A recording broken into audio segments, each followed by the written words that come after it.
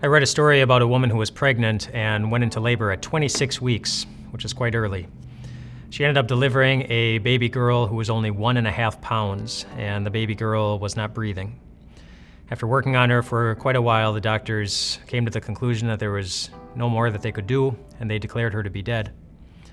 The woman's husband wasn't able to be there with her at the time. He was finally able to get to the hospital 12 hours later. And when he finally arrived 12 hours later, he wanted to say hello and goodbye to their daughter.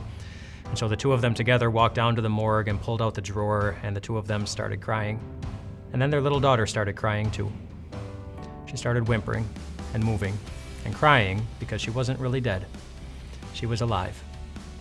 She had to stay in the hospital for quite a while after that, but they were finally able to take her home. A great celebration of life. And I think you know that how great a celebration that is, because I think you know that there are a lot of things in this world that make us cry. It's not just facing death, it's pain, it's bad news, it's doctor appointments, it's very difficult relationships that all tug very deeply on our hearts in ways that we don't like. But Jesus promises you a day when all of your tears will be wiped away. In Revelation chapter 21, he makes this promise. It says, God will wipe every tear from their eyes.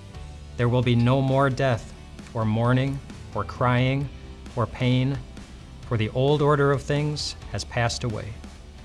And think about who it is that's making that promise. It's somebody who saw very clearly what life on this earth does to us. He watched his own mother cry as he was hanging on a cross for his own crucifixion. But then fast forward to that next Sunday morning when Jesus was alive and his death was just an old memory in the minds of his loved ones. Just like your pain one day will be too. Jesus knows that your pain is real. The reason for our tears, it's very real. But in the middle of your tears, in the middle of all the reasons we cry, he wants you to know that you're going to survive. Do you know someone who's struggling to survive? Share this week's stories with them and hit subscribe. We'll see you again next week with a whole new series.